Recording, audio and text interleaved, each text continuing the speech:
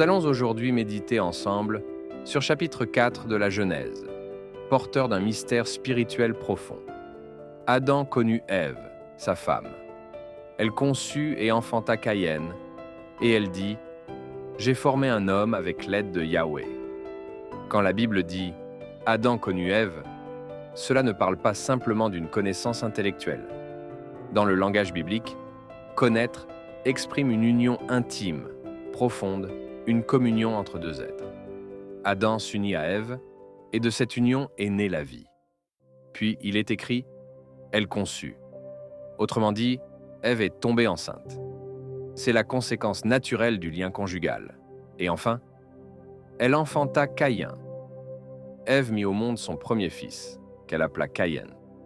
Ce nom vient d'un mot hébreu, kana, qui signifie acquérir ou former. Puis elle dit « J'ai formé un homme avec l'aide de Yahweh ». Ces mots sont puissants. Ève reconnaît que, même si elle a porté et enfanté cet homme, la vie ne vient pas d'elle seule. Elle comprend que c'est par la main de Dieu que tout s'accomplit. Ce passage n'est pas un simple récit de naissance. Les paroles d'Ève portent un sens spirituel profond. Elle ne dit pas « avec l'aide d'Adam », mais « avec l'aide de Yahweh ». Déjà, le texte nous montre que Dieu s'implique directement dans la naissance du premier homme issu de la femme. Caïn, le premier-né, porte donc une marque divine, mais il reste façonné selon la chair, fruit du travail humain uni à l'action de Dieu. C'est ici que se cache une image prophétique. Caïn est le premier-né selon la terre, symbole de l'humanité façonnée par Dieu, mais encore attaché à la nature terrestre. Il est le commencement d'une œuvre divine, mais dans la dimension humaine. Or, cette œuvre terrestre annonce une autre naissance à venir, celle d'un premier-né selon l'Esprit. De même qu'Ève dit « J'ai formé un homme avec l'aide de Yahweh », Marie dira « Qu'il me soit fait selon ta parole ». Mais cette fois, Dieu n'agit plus à travers la chair. Il agit par l'Esprit Saint. Yeshua naît de façon surnaturelle, sans l'intervention de l'homme, pour manifester la nouvelle création. Ainsi, le parallèle s'établit. Caïn, premier-né de la femme, représente l'homme terrestre, façonné avec l'aide de Dieu, selon la chair. Yeshua, premier-né de Dieu par l'Esprit, représente l'homme céleste, celui qui vient restaurer l'alliance et transformer la nature humaine.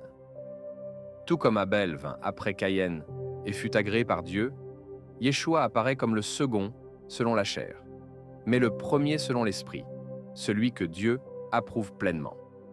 Il vient pour sauver, pour rétablir ce qui avait été déchu et pour ouvrir la voie à une humanité nouvelle, née non plus de la terre, mais d'en haut. Au verset 2 du chapitre 4 de la Genèse, il est écrit « Elle enfanta encore son frère Abel. Abel fut berger et Caïn fut laboureur. » Après la naissance de Caïn le premier-né, comme Adam l'avait été pour l'humanité, il devint cultivateur de la terre. Le mot hébreu utilisé pour son activité est « avad », le même que celui employé pour Adam, et qui signifie « travailler, cultiver, servir ». Ainsi, Caïn poursuit l'activité confiée à Adam, mais désormais dans le cadre de la vie humaine hors du jardin. Paul souligne que le premier Adam est terrestre et animal, attaché à la terre. Adam, le premier homme, devint un être vivant. Première épître aux Corinthiens, 15, 45 à 47. De la même manière, Caïn représente l'homme selon la chair, le premier peuple terrestre, lié à la vie matérielle et aux travaux agricoles. Symboliquement, Israël, libéré par Moïse, est ensuite formé par Dieu comme peuple selon la chair, humain et terrestre, mais appelé à une vie guidée par la loi et l'alliance.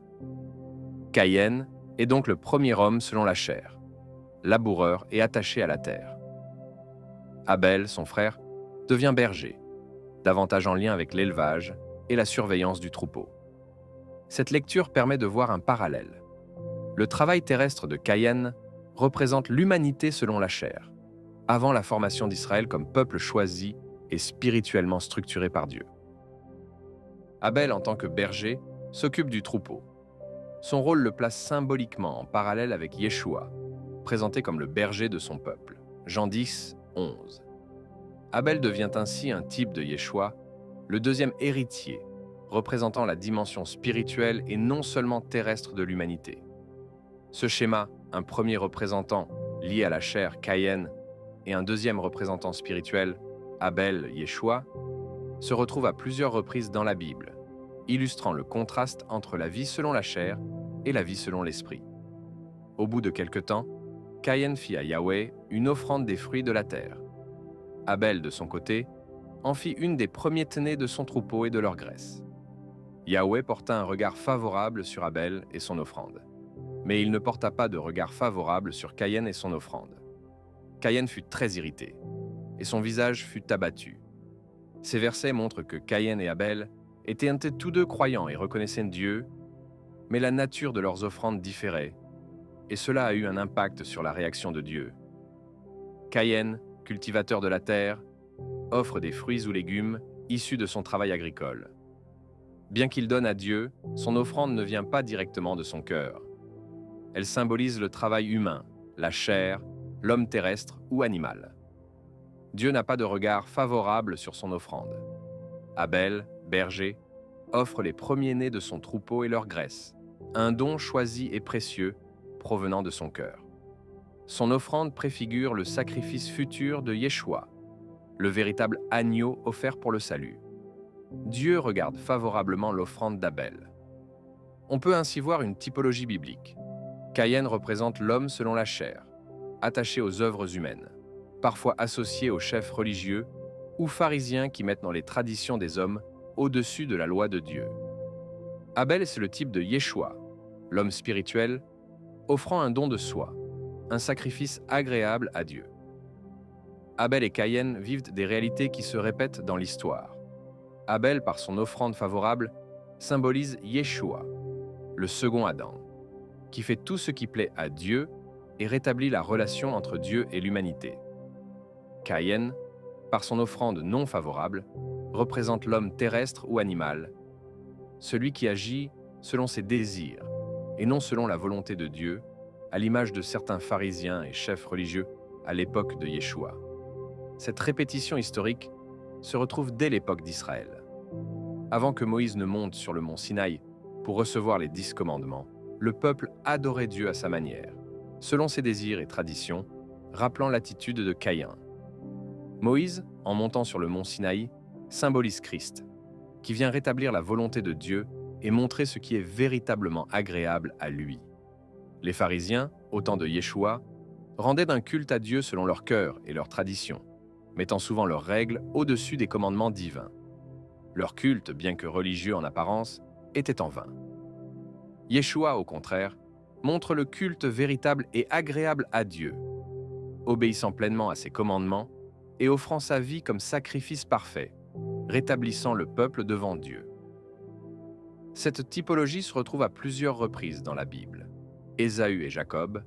Ésaü représente l'homme selon la chair, attaché aux désirs immédiats et terrestres, vendant son droit d'aînesse pour un plat de lentilles.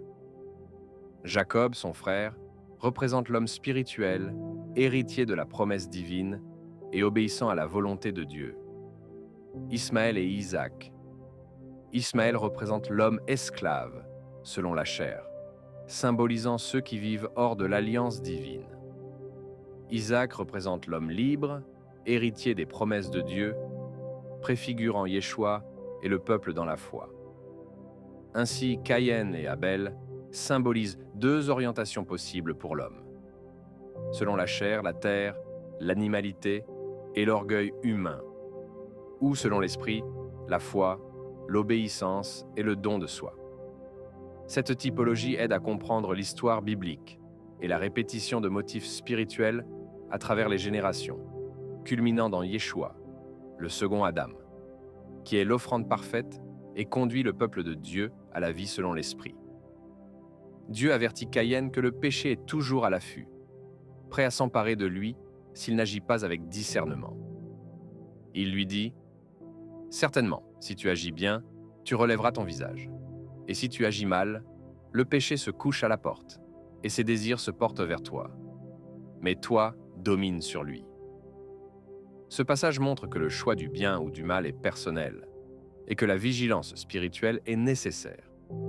La notion de dominer sur le péché préfigure la victoire du juste sur les forces du mal, un thème qui se retrouve dans la vie de Yeshua. Dès le début, Dieu donne à l'homme le choix entre la vie et la mort, le bien et le mal, comme il le déclare à Israël. « J'ai mis devant toi la vie et la mort, la bénédiction et la malédiction. Choisis la vie, afin que tu vives, toi et ta postérité. » Abel est désigné comme le juste, car il offrit à Dieu ce qui était juste et acceptable, selon son cœur. Par sa foi, il reçut la reconnaissance divine et reste encore aujourd'hui un témoignage vivant de la justice de Dieu. Abel préfigure Yeshua, le juste parfait, qui viendra offrir le sacrifice ultime pour l'humanité. Yeshua lui-même fait allusion à la persécution des justes. C'est pourquoi je vous envoie des prophètes, des sages et des scribes. Vous tuerez et crucifierez les uns, afin que retombe sur vous tout le sang innocent répandu sur la terre, depuis le sang d'Abel, le juste, jusqu'au sang de Zacharie. Abel est ainsi le premier exemple de celui qui est tué par jalousie et rébellion contre la justice divine. Son sang devient un cri vers Dieu, demandant justice, un thème qui se répète jusqu'à Yeshua, persécuté pour sa fidélité. La Bible renforce cette idée. Depuis le sang d'Abel jusqu'au sang de Zacharie, la vengeance de Dieu vient sur ce peuple. Ne vous étonnez pas, frères, si le monde vous hait, celui qui n'aime pas demeure dans la mort. Le juste est souvent rejeté et haï pour sa fidélité à Dieu. Abel et Yeshua illustrent cette réalité. Leur innocence et leur amour ne sont pas reconnus par le monde, mais ils témoignent que la vie éternelle et la justice viennent par l'amour et la fidélité à Dieu. Paul explique aussi que le conflit entre la chair et l'esprit, révélé dès Caïn et Abel, se poursuit à travers l'histoire. Comme celui qui était né selon la chair a persécuté celui qui était né selon l'esprit, il en est de même aujourd'hui. Le sang d'Abel annonçait celui de Yeshua. Abel témoigne de la justice et de la fidélité qui conduisent à la mort injuste. Et Yeshua, en versant son sang, accomplit la rédemption pour tous les justes persécutés. Abel devient ainsi un modèle prophétique de Yeshua, le juste parfait, persécuté pour le salut de l'humanité. Cependant, Caïn adressa la parole à son frère Abel. Mais, alors qu'ils étaient dans les champs, il se jeta sur lui et le tua. Au premier niveau, c'est le premier meurtre de l'histoire humaine. Caïn tue Abel par jalousie et colère. Spirituellement, Abel préfigure le juste, Yeshua. Remarquez que Caïn parle à Abel avant de le frapper. Un dialogue trompeur qui cache son cœur jaloux et hostile. Le chant symbolise le monde où le juste agit et témoigne de la vérité de Dieu. Comme Abel, Yeshua vit et enseigne selon la volonté de son Père dans un monde marqué par la jalousie et l'opposition. Le dialogue trompeur préfigure les pièges tendus au juste par ceux qui cherchent à le dominer ou à le détruire sous couvert de justice ou de discussion. Au temps de Yeshua, cette dynamique se répète. Les pharisiens et chefs religieux cherchent à le piéger pour le condamner. Ils posent des questions et engagent des dialogues tout en cherchant un motif pour l'accuser. Ils viennent vers lui sous prétexte de dialogue, disant « Maître, nous savons que tu es vrai et que tu enseignes la voie de Dieu selon la vérité. Dis-nous donc ce que tu penses. Est-il permis de payer le tribut à César ou non ?» Mais Yeshua, connaissant leur malice, leur répond « Pourquoi me tentez-vous, hypocrite ?» Plus tard, lorsqu'ils continuent à l'interroger, il se penche et écrit sur la terre, puis dit « Que celui de vous qui est sans péché jette le premier la pierre contre elle. » Il dévoile ainsi la duplicité de ceux qui veulent se l'accuser. Comme Dieu avait averti Caïn que le péché est à sa porte et qu'il devait le dominer, le juste doit résister à la haine et à la jalousie de la chair. Les accusations contre Yeshua continuent, préparées pour justifier sa mise à mort. Les chefs des prêtres et les anciens prennent conseil pour le saisir par ruse et le faire mourir. La persécution est planifiée en secret, exactement comme Caïn agit après avoir parlé à Abel. Le conflit entre la chair et l'esprit se répète dans l'histoire. Celui qui vit selon la chair persécute celui qui vit selon l'esprit. Abel est persécuté par Caïn, Yeshua par les chefs religieux. La chair cherche à dominer et à détruire, tandis que l'esprit persévère dans la fidélité et la vérité. Le fait que Caïn adresse la parole à Abel avant de le tuer devient un modèle prophétique de l'attitude du monde envers le juste. Dialogue trompeur, accusations hypocrites et persécutions planifiées. Abel préfigure Yeshua, persécuté malgré sa pureté et sa fidélité. Caïn se jeta sur son frère Abel et le tua. Caïn n'a pas dominé sur le péché et a versé le sang innocent. De la même manière, ceux qui ont rejeté le salut en Yeshua sont, selon la chair, responsables de sa mort. Tout le peuple répondit, « Que son sang retombe sur nous et sur nos enfants. » Ils ont ainsi versé le sang innocent du juste, accomplissant ce que Dieu avait annoncé de manière cachée afin que les Écritures s'accomplissent. Il est écrit de Yeshua. Il était méprisé et abandonné des hommes, homme de douleur et habitué à la souffrance. Et comme quelqu'un devant qui on se voile le visage, il était méprisé, et nous n'avons fait de lui aucun cas. Le meurtre d'Abel préfigure le meurtre de Yeshua. Abel, juste et innocent, fut tué par son frère. Yeshua le juste fut rejeté et crucifié par ceux qui n'avaient pas cru en lui. Comme il est écrit, « C'est par ces meurtrissures que nous sommes guéris. » Et Christ, notre Pâque, a été immolé. Ainsi, les Écritures, cachées dans leurs figures et prophéties, se réalisent pleinement dans l'œuvre de Yeshua. Yahweh demanda à Caïn, « Où est ton frère Abel ?» Et Caïn répondit, « Je ne sais pas. Suis-je le gardien de mon frère ?» L'homme terrestre, représenté par Caïn, refuse sa responsabilité fraternelle. Sa réponse révèle une nature charnelle qui cherche son propre intérêt, jalouse et haineuse, incapable d'aimer et de veiller sur l'autre.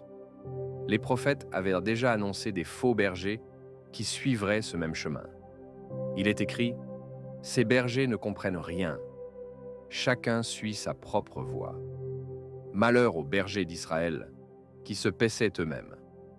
Comme Caïn, ces faux bergers refusent leur rôle, se nourrissent eux-mêmes au lieu de prendre soin des brebis, abandonnant ceux dont ils avaient la charge.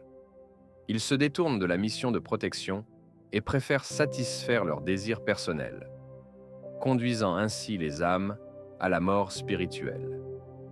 À l'opposé, Yeshua se présente comme le véritable bon berger. « Je suis le bon berger. Le bon berger donne sa vie pour ses brebis. » Là où Caïn a versé le sang de son frère, Yeshua a versé le sien pour sauver ses frères. Il a veillé sur ses disciples, priant pour eux et déclarant « Quand j'étais avec eux, je les gardais. » Il n'a pas fui sa responsabilité, mais l'a pleinement assumée jusqu'à la croix.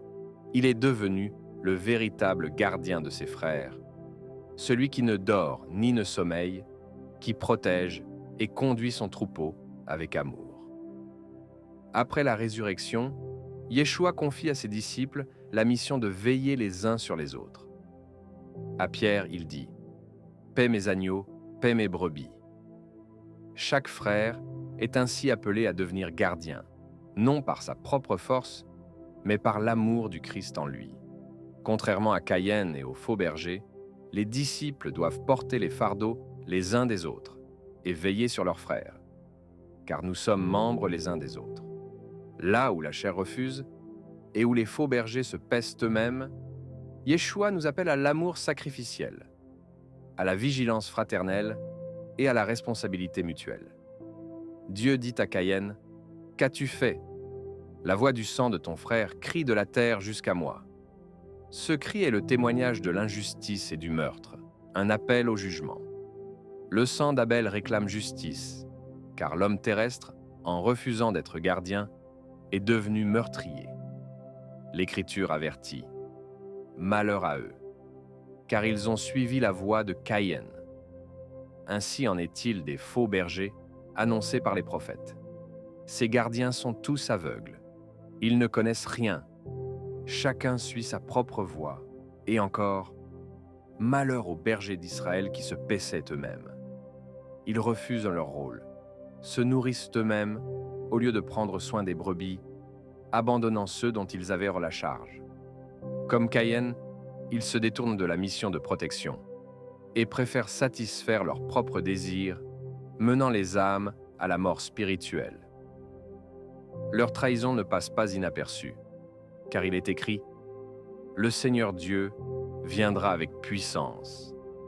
Voici, le Seigneur Yahweh vient avec puissance, et son bras lui assure la domination. » Mais Yeshua est venu renverser cette logique. Là où le sang d'Abel crie vengeance, le sang de Yeshua parle mieux que celui d'Abel. Il proclame pardon, réconciliation et vie éternelle. Il plaide pour ses frères. Si quelqu'un a péché, nous avons un avocat auprès du Père, Jésus-Christ le juste. Là où Caïn tue, Yeshua se laisse tuer pour sauver ceux qu'il appelle ses frères. Car celui qui sanctifie et ceux qui sont sanctifiés sont tous issus d'un seul. C'est pourquoi il n'a pas honte de les appeler frères. Il devient le véritable gardien, celui dont l'amour efface le cri du sang de vengeance. Je suis le bon berger. Le bon berger donne sa vie pour ses brebis. Les disciples, lavés par ce sang, sont appelés à vivre selon cette justice et à devenir gardiens les uns des autres. Portez les fardeaux les uns des autres, et vous accomplirez ainsi la loi de Christ. Non pour leur propre gloire, mais pour refléter le caractère de celui qui a donné sa vie. Aimez-vous les uns les autres comme je vous ai aimés. Si le sang innocent d'Abel criait depuis la terre, combien plus le sang du Fils de Dieu nous appelle-t-il à marcher dans l'amour, à veiller sur nos frères et à refuser la voie de Caïn et des faux bergers. Les martyrs sont comme Abel, leur sang parle. Comme il est écrit, « J'aperçus sous l'autel les âmes de ceux qui avaient été immolés à cause de la parole de Dieu et à cause du témoignage qu'ils avaient rendu. Ils crièrent d'une voix forte. « Jusque à quand, Maître saint et véritable, tarderas-tu à juger et à venger notre sang? Le monde persécute et verse le sang des croyants. Mais la justice divine est certaine.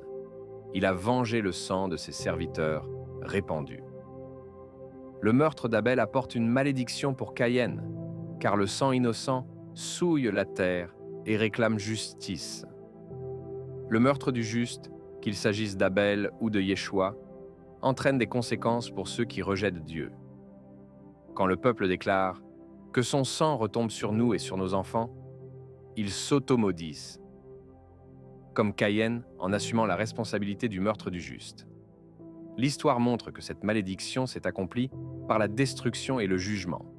Mais le jugement reste certain pour tous ceux qui persistent dans le rejet et dans le meurtre des innocents. Pourtant, là où le sang innocent crie vengeance, le sang de Yeshua offre bénédiction et vie. Les croyants vainquent non par la vengeance, mais par la grâce du sang de l'agneau. Ils l'ont vaincu à cause du sang de l'agneau et à cause de la parole de leur témoignage. Ainsi, là où la malédiction était prononcée pour Caïn et pour ceux qui ont crucifié le juste, la bénédiction est offerte à tous ceux qui se confient dans le sang de Yeshua, car son sang purifie et sauve ceux qui viennent à lui. Quand Dieu annonce à Caïn que la terre ne lui donnera plus sa richesse et qu'il sera errant et vagabond, il révèle la conséquence du meurtre: l'éloignement de sa présence et une vie sans repos. Caïn se plaint. Son châtiment lui semble insupportable. Il craint même pour sa vie, craignant quiconque le croiserait pourrait le tuer. Dieu le protège malgré sa faute, en mettant un signe sur lui, garantissant qu'aucun autre ne le tuera. Ainsi, même dans sa désobéissance, Caïn est sous la main de Dieu. Cette errance prophétise ce qui arrivera à Israël lorsqu'il rejette le Messie.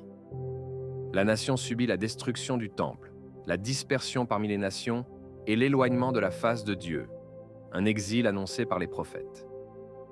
Israël devient errant dans le désert des peuples, comme le décrit Ézéchiel.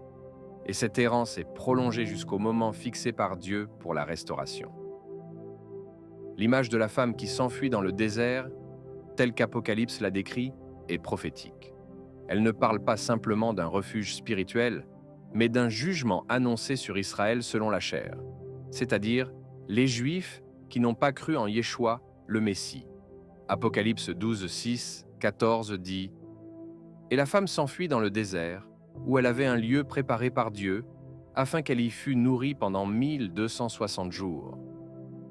Mais les 2 ailes du grand aigle furent données à la femme, afin qu'elle s'envolât au désert, en son lieu, où elle est nourrie un temps, des temps, et la moitié d'un temps, loin de la face du serpent. Ce désert n'est pas un désert de sable, mais un désert des peuples, annoncé par les prophètes, symbole de la dispersion d'Israël parmi les nations. Dieu dit par Ézéchiel. Ézéchiel 20, 33 à 36. « Je suis vivant, dit le Seigneur Yahweh, si je ne règne sur vous à main forte, à bras étendus, et répandu en fureur. Je vous ferai sortir du milieu des peuples, je vous rassemblerai des pays où vous êtes dispersés, et je vous amènerai dans le désert des peuples. Et là, j'entrerai en jugement avec vous face à face. » Le désert des peuples est donc la dispersion où Israël perd son identité, vivant au milieu des nations sans temple, sans roi et sans révélation. Osée 3, 4 à 5 confirme. Les enfants d'Israël resteront longtemps sans roi, sans prince, sans sacrifice, sans éphod et sans téraphim. Après cela, ils reviendront et chercheront Yahweh, leur Dieu, et David, leur roi. Pendant ce temps, Dieu dit qu'ils seront nourris, mais non de la vérité pure. Jérémie 9, versets 13 à 15. Parce qu'ils ont abandonné ma loi, c'est pourquoi ainsi parle Yahweh des armées. Voici, je leur donnerai de l'absinthe à manger et de l'eau empoisonnée à boire. Ils sont donc nourris, mais nourris d'absinthe, d'un mélange de vérité et d'erreur, symbolisant les doctrines humaines, la tradition sans l'esprit et la confusion spirituelle. Cela rejoint la prophétie d'Apocalypse 8, 10 à 11, où l'étoile absinthe tombe sur les eaux et les rend amers. Dieu veille sur eux dans ce désert, mais non pour leur bien. Amos 9, 4. Quand ils iront en captivité devant leurs ennemis, je commanderai à l'épée de les y faire périr. Je fixerai mes yeux sur eux pour le mal et non pour le bien. Jérémie 21, 10. Car j'ai tourné ma face contre cette ville pour le mal et non pour le bien, dit Yahweh. Ils ont versé le sang des prophètes et du juste, comme il est écrit, Apocalypse 16, 6. Car ils ont versé le sang des saints et des prophètes, et tu leur as donné du sang à boire. Ils en sont dignes. Et Yeshua avait déjà annoncé cela. Matthieu 23, 34 à 35. C'est pourquoi, voici, j'envoie vers vous des prophètes, des sages et des scribes.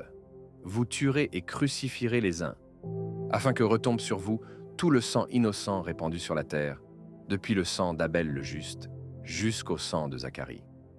Ainsi, le désert d'Apocalypse 12 est le temps de la dispersion d'Israël selon la chair, jugé, nourri d'absinthe, et gardé dans l'exil jusqu'à ce que le temps de la réconciliation arrive, selon les promesses. Osée 5, 15. Je m'en irai, je reviendrai dans ma demeure, jusqu'à ce qu'ils reconnaissent leur faute et qu'ils cherchent ma face. Dans leur détresse, ils me chercheront. Dieu, fidèle à son nom, agit toujours pour préserver un reste, garantissant que son plan se réalise malgré la désobéissance et la rébellion. Le signe donné à Caïn rappelle cette même miséricorde. Même coupable et errant, il est protégé, comme un reste fidèle d'Israël subsiste parmi les nations. Le plan de Dieu demeure, et sa promesse d'un retour et d'une restauration ne dépend pas de la justice humaine, mais de sa grâce et de l'œuvre rédemptrice du Messie. Ainsi, l'histoire de Caïn devient prophétique. Elle révèle le jugement pour le péché, la dispersion, la protection divine d'un reste et la promesse d'une restauration à venir par le sang du juste, Yeshua. Même quand l'homme rejette et persécute, Dieu reste fidèle à son plan et à son peuple. Après la mort d'Abel, Adam et Ève ont un autre fils, Seth, dont le nom signifie remplacement ou mise à la place. Ce fils prophétise Yeshua ressuscité. Là où l'homme juste a été mis à mort, Dieu offre la vie nouvelle par la résurrection. Seth devient le symbole de la transition de la condition charnelle vers la condition spirituelle, un thème qui se retrouve dans toute l'histoire biblique. Cette idée se reflète dans le passage de Moïse à Josué. Moïse conduit le peuple jusque près de la terre promise, mais ne peut y entrer. Josué, rempli de l'esprit que Moïse avait reçu, poursuit et conduit le peuple à travers le Jourdain. Moïse représente le ministère terrestre de Yeshua, Josué, le ministère ressuscité qui ouvre le royaume. Même son nom, Yehoshua, annonce le salut en Yeshua. Seth a un fils, Enoch, dont le nom signifie « homme ». Mais cette humanité appartient à une nouvelle lignée, spirituelle. C'est l'annonce du croyant régénéré en Yeshua, le nouvel homme. Celui qui est en Christ devient une nouvelle créature et portera l'image du céleste, comme Paul le décrit. Le premier homme est terrestre, le second homme est du ciel. Ainsi, la typologie est claire. Abel représente Yeshua crucifié, l'innocent mis à mort. Seth représente Yeshua ressuscité, qui inaugure une nouvelle espérance. Enoch représente le croyant régénéré, le nouvel homme qui porte l'image du céleste. Comme Moïse cède la place à Josué pour entrer dans la promesse, la chair doit céder la place à l'esprit pour entrer dans le royaume éternel. C'est le cycle divin de la mort et de la résurrection, de la chair vers l'esprit, qui se répète dans l'histoire et dans la vie de chaque croyant. L'histoire de Caïn et Abel dépasse le simple récit d'un premier meurtre. Elle révèle la dynamique profonde entre la chair et l'esprit, entre l'homme attaché à ses désirs et celui qui répond à la volonté de Dieu. Ce passage montre que le choix spirituel est toujours présent, que la vigilance et la fidélité sont nécessaires et que le bien peut triompher malgré la persécution. À travers cette typologie, la Bible nous enseigne que Dieu agit dans l'histoire selon son plan. Il façonne son peuple, prépare la venue du Messie et offre par la grâce une nouvelle vie à ceux qui s'attachent à lui. Le sang versé par le juste, qu'il s'agisse d'Abel ou de Yeshua, n'est pas vain. Il appelle à la justice, mais surtout à la rédemption et à la communion avec Dieu. Ainsi, l'étude de ce récit nous invite à choisir la vie selon l'esprit, à veiller sur nos frères et à vivre en gardiens les uns des autres, non par force humaine, mais guidés par l'amour et la fidélité de Dieu. Elle nous rappelle enfin que, même au milieu de l'échec et de la désobéissance, Dieu préserve un reste fidèle et ouvre toujours la voie à la restauration et à la vie nouvelle. En espérant que cette étude vous a été bénéfique, soyez bénis dans le nom de Yeshua. Au prochain épisode, si Yah le permet, Shalom.